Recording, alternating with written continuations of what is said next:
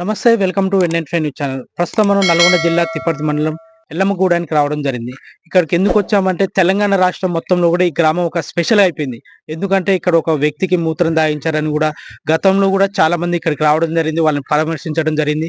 ఇక్కడ ఏదో జరిగిపోయిందనే భావన అందరిలో అంటే తెలంగాణ వ్యాప్తంగా కూడా ఒక సంచలనంగా మారినటువంటి పరిస్థితి. ప్రస్తుతం మనం ఏదైతే ఆరోపణలు ఎదుర్కొంటున్నట్టు వ్యక్తి ఎవరైతే ఉన్నారో వారు మన దగ్గర ఉండడం జరిగింది. అసలు వారిని అడిగి తెలుసుకుందాం. అసలు వాళ్ళు వీరి మీద ఎందుకు అలాంటి ఆరోపణలు చేయడం జరిగింది? అక్కడ అసలు జరిగిన పరిస్థితి ఎంతో వారిని అడిగి తెలుసుకునే ప్రయత్నం చేద్దాం. ప్రస్తుతం మనతో మాట్లాడడానికి సందీప్ రెడ్డి గారు మనతో పాటు ఉన్నారు. వారిని అడుగుదాం. అసలు ఏం జరిగింది?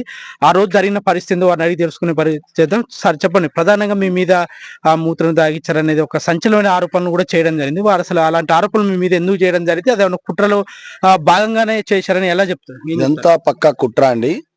కంచర్ల భూపాల్ రెడ్డి గారు వేసిన కథ, స్క్రీన్ ప్లే దర్శకత్వంలో జరిగినటువంటి కుట్ర. ఎందుకంటే ఇక్కడ కాంగ్రెస్ పార్టీ బలంగా ఉంటుంది. 5 గ్రామాలు కూడా ఎల్లమ్మగూడెం, గోదావరిగూడెం, యాపలగూడెం, ఆరెగూడెం, మామిడాల గ్రామాల్లో కాంగ్రెస్ పార్టీకి కంచుకోటలాగా కోమటిరెడ్డి వెంకటరెడ్డికి ఇది ఎప్పుడు కూడా ముఖ్య అనుచరులు ఉండే ప్రాంతం, ఆయన అభిమానులు ఉండే ప్రాంతం. కాబట్టి ఈ ప్రాంతంలో మాలాంటి వాళ్ళని బదనాం చేస్తే కోమటిరెడ్డి వెంకటరెడ్డి గారు కూడా బదనాం అవుతారని చెప్పేసి మంత్రి గారి మీద బురద జల్లడం కోసం మాత్రమే ఈ కార్యక్రమాన్ని తీసుకొని ఇదంతా కూడా ప్రాపగండా లేపడం జరిగింది. దీంట్లో మా గ్రామాన్ని చాలా బదనాం చేయడం జరిగింది. మా గ్రామంలో కులాలకు మధ్యన కూడా గొడవలు పెట్టడం జరిగింది. ఇట్లాంటిది మంచి పద్ధతి కాదని భూపాల్ రెడ్డి గారిని హెచ్చరిస్తున్నాను. మన భూపాల్ రెడ్డి గారిని కూడా మీరు ఏదో హెచ్చరిస్తున్నట్టు కూడా ఒక వీడియో కూడా హైలైట్ గా ఉంది. అరే భూపాల్ రెడ్డి నువ్వు నేనే పోటీలా ఉండేది అని కూడా మీరు అనడం జరిగింది. ఆ మాట ఎందుకు అనడం జరిగింది? అసలు ఏంటి? ఎస్, ఇప్పటికి కూడా అంటున్నా, బరాబర్ అంట, ఇంకా కూడా అంట. ఎందుకంటే భూపాల్ రెడ్డి చేసే ఎత్తులు జిత్తులకు ఎవడు భయపడడు. ఆయన గర్జించి మాట్లాడితే ఎవరైనా చెంచాలు భయపడతారేమో, కానీ ఇక్కడ ఉంది కోమటిరెడ్డి సైనికులు. ఎవరం కూడా మేము భయపడం. అవసరమైతే ఈ రోజు వస్తే రేపటికి 2 అనుకునే వాళ్ళం. మమ్మల్ని బెదిరిస్తానికి చూస్తే మేము భూపాల్ రెడ్డికి భయపడతామా? భూపాల్ రెడ్డికి భయపడి పోటీల నుంచి తప్పుకుంటాం అనుకుంటాడా? 100 కోట్లు పెట్టమను, 200 కోట్లు పెట్టమను. భూపాల్ రెడ్డి ఇప్పుడు పంచుతుండగా ఓటుకు 5,000 రూపాయలు, ఇంకా 10,000 పంచవను, 50,000 పంచవను. ఇక్కడ కాంగ్రెస్ పార్టీ సైనికులందరూ కూడా, మా బీసీ యువకులు, బీసీ మహిళలు అందరూ కలిసి కట్టుగా తిరిగి నన్ను ఈ రోజు గెలిపియడానికి ప్రతి ఒక్కరు కూడా కంకణం కట్టుకొని ప్రతి ఒక్కరు కూడా ఇంటింటి ప్రచారం చేస్తూ వాళ్ళే నన్ను గెలిపియడానికి తయారుగా ఉన్నారు. ఇప్పటికి కూడా ఛాలెంజ్ చేస్తున్నా, భూపాల్ రెడ్డి నీకు దమ్ముంటే నువ్వు బీసీ సంఘాలని రెచ్చగొట్టడం కాదు. ఎందుకు నువ్వు మొగోడి కాదా? నువ్వు తిరిగితే నీకు ఓటు పడవా? ఎందుకు బీసీ సంఘాలని రెచ్చగొడుతున్నావు? ఎందుకు బీసీల మధ్యన కులాలు, బీసీ రెడ్డి ఓసీల మధ్యన అంతా కులాల మధ్యన చిచ్చు పెట్టి పబ్బం గడుపుకుంటానికి చూస్తున్నావా? ఇట్లాంటి మంచి పద్ధతి కాదు భూపాల్ రెడ్డి. ఇది తిరిగి తిరిగి నీకు కూడా ఎన్నడో ఒక రోజు తగులుకుంటుందని నేను హెచ్చరిస్తున్నాను భూపాల్ రెడ్డిని. అంటే ఇది మొత్తం భూపాల్ రెడ్డి గారు తీసిన స్కెచ్ అంటారా? ఇదంతా ఈ ప్రాపగండ అంతా మీ మీద జరిగినదంతా? ఇది 200%, 200%. అతను పోలీస్ స్టేషన్ వచ్చే వరకు కూడా ఎట్లాంటి ఇది లేదు. ఈ రోజు ఏ రోజైతే మొన్న పోలీస్ స్టేషన్ కు భూపాల్ రెడ్డి ఎంటర్ అయిండో దాని తర్వాత అక్కడున్న సీన్ అంతా మారిపోయింది. యాదగిరి అనేవాడు అసలు మతి స్థిమితం లేని వ్యక్తి, రిహాబ్ సెంటర్ నుంచి నిత్యం రిహాబ్ సెంటర్ లో ఉండే వ్యక్తి.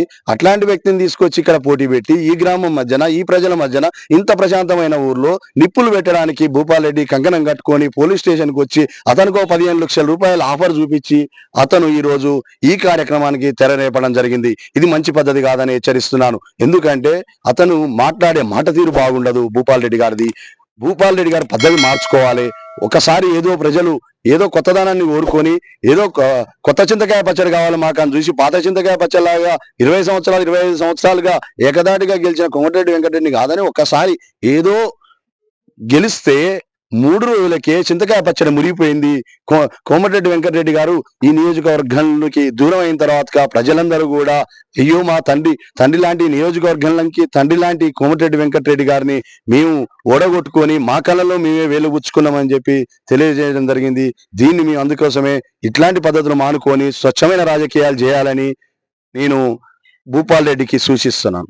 ఏం చెప్తారు గ్రామ ఓటర్లకు? ఏం చెప్తారు? ఇంకా ఒకటే రోజు ఉన్నది సమయం పోలింగ్ కి, వాళ్ళని ఎటువంటి విజ్ఞప్తి చేస్తారు? ఏం చెప్తారు? ఈ గ్రామం మంచిగా అందరం కూడా కలిసికట్టుగా ఉండే గ్రామం. అందరూ కూడా రైతులు. ఇక్కడ శ్రామికులు అందరూ కలిసికట్టుగా ఎట్లా వ్యవసాయం చేయాలి, వ్యవసాయాన్ని ఎట్లా ముందుకు తీసుకుపోవాలి, ఎలా పంటలు పండించడం పెంచుకోవాలి అని చెప్పి కొత్త వంగడాల కోసం అందరం కూడా ఒక దగ్గర కూర్చొని సాయంకాలం పూట వ్యవసాయం గురించి చర్చించుకునే ఈ ప్రాంతంలో ఎప్పటికి కూడా రాజకీయాల్లో కక్షలు లేని ఈ గ్రామంలో ఈ రోజు ఇలాంటివి చేయడం మా గ్రామస్తులందరూ కూడా బాధపడుతున్నారు. మీరు అందుకనే మీడియా మిత్రులందరికీ తెలియజేస్తున్నా, మీరు వచ్చేసి ఒక్క దగ్గర మీడియా పెట్టడం కాదు, దయచేసి గ్రామంలో ప్రతి ఒక్కరిని కూడా అదే బీసీల మీద దాడి అన్నారు కదా ఈరోజు, అదే బీసీల దగ్గరికి వెళ్ళండి, అదే బీసీ మహిళల దగ్గరికి పోండి, అదే బీసీ యువకుల దగ్గరికి పోండి. సందీప్ రెడ్డి ఏందో చెప్తారు, యాదగిరి ఏందో చెప్తారు, భూపాల్ రెడ్డి ఏందో చెప్తారు, కోమటిరెడ్డి వెంకటరెడ్డి ఏదో చెప్తారు. ఇదంతా 11వ తారీఖు రోజు సాయంత్రం రాష్ట్ర ప్రజలందరికీ కూడా తేట తెల్లం కాబోతుంది.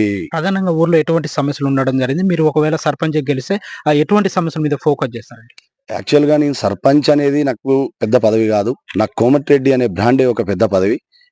నేను గత 10 సంవత్సరాలుగా గ్రామంలో కుంటుపడ్డటువంటి అభివృద్ధిని ముందుకు తీసుకుపోవాలని చెప్పేసి కంకణం కట్టుకొని కోమటిరెడ్డి వెంకటరెడ్డి గారు మంత్రి అయిన తర్వాత ఈ గ్రామానికి 110 కోట్లకు పైన నిధులను తీసుకొచ్చి ఎన్నో అభివృద్ధి కార్యక్రమాలను గ్రామ పంచాయతీ బిల్డింగు 65 ఫీట్ల 65 కోట్ల రూపాయలతోని డబుల్ రోడ్డు నిర్మాణము, అదే విధంగా గ్రామంలో 33 ఫీట్ల CC road, drainage, sub station, ఇలా 6.5 కోట్లతోని చెరుకుపల్లి ఎల్లమ్మగూడెం రోడ్డు, 2.5 కోట్లతోని ఎల్లమ్మగూడెం ఆరగూడెం రోడ్డు, అదే విధంగా 65 కోట్లతోని మామిడాల ఎక్స్ రోడ్ నుంచి మన మాడుగులపల్లి వరకు డబుల్ రోడ్డు కార్యక్రమాన్ని, ఇవన్నీ కూడా మేము అతి అతి తక్కువ కాలంలో గ్రామంలో ఇంటర్నల్ సీసీ రోడ్లు, అదే విధంగా వాటర్ ట్యాంకులు, మోటార్లు, స్టార్టర్లు మరియు సెపరేట్ ట్రాన్స్ఫారాలు గ్రామ పంచాయతీకి రెండంతస్తుల ఇంత చిన్న గ్రామ పంచాయతీకి రెండంతస్తుల గ్రామ పంచాయతీ బిల్డింగ్ కూడా నిర్మాణం దశలో ఉన్నది.